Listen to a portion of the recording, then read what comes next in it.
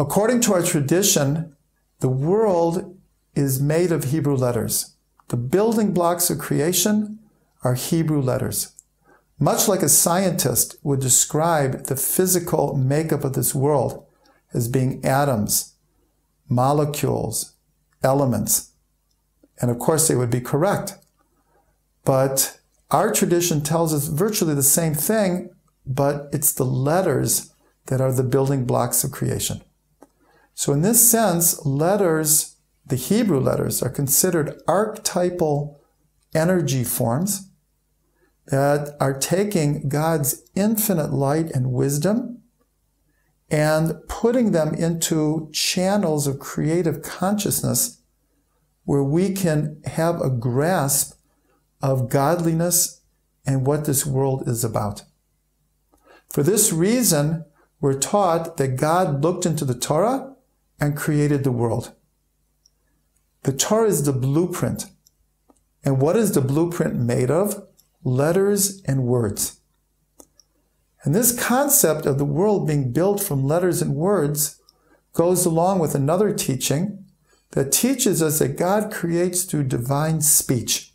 In the account of creation, 10 times there are verses that express that God spoke and something came into being.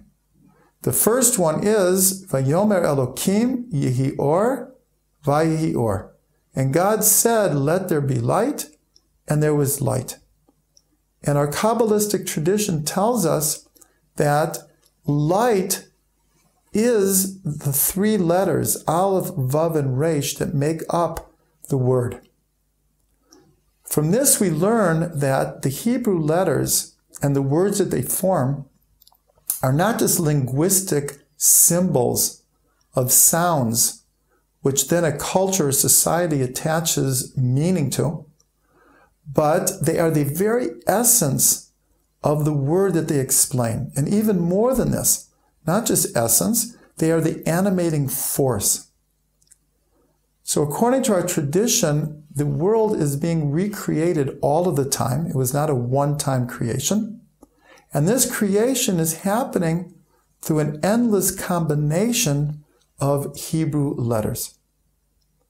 And for this reason, Hebrew is called the holy language, because every letter contains infinite meaning. The Baal Shem Tov revealed that each letter can be understood on the level of worlds, souls, and divinity, meaning that each letter manifests in the level of the physical, practical world that we live in the level of souls and the meaning of the soul, and on the level of divinity, as it were, how God is looking and relating to the world. Further, we're taught that there are actually 13 different associations and levels to each letter. Rabbi Yitzchak Ginsburgh's book, The Hebrew Letters, explains that the 3 primary ones are the form, the name, and the number. Each Hebrew letter is not a coincidental shape, but that shape is pictorial. It tells a story. It represents an archetypal energy. The name of the letter also has tremendous meaning. In English, for example, A, B, C, D has no intrinsic meaning. It's just a sound that's attached to a visible letter.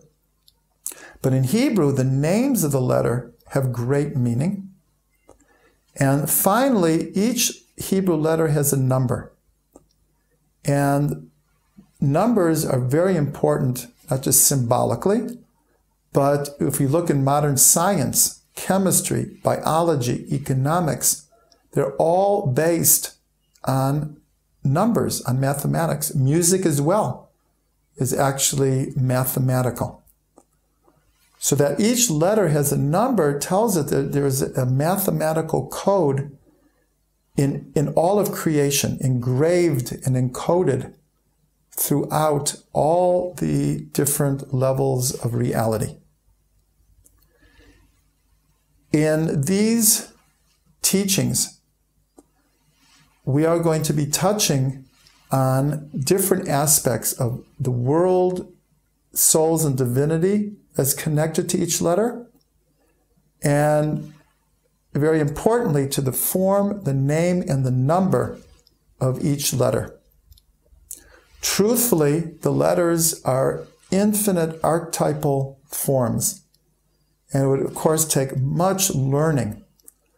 But we are going to present a kernel idea as a way to whet your appetite, to increase your interest, and to hope that you will follow up with more and more teachings about the letters. At the end of every letter, we have crafted a meditation in which to take this kernel idea and to meditate upon it in order to integrate this wisdom into your heart and your soul and your mind.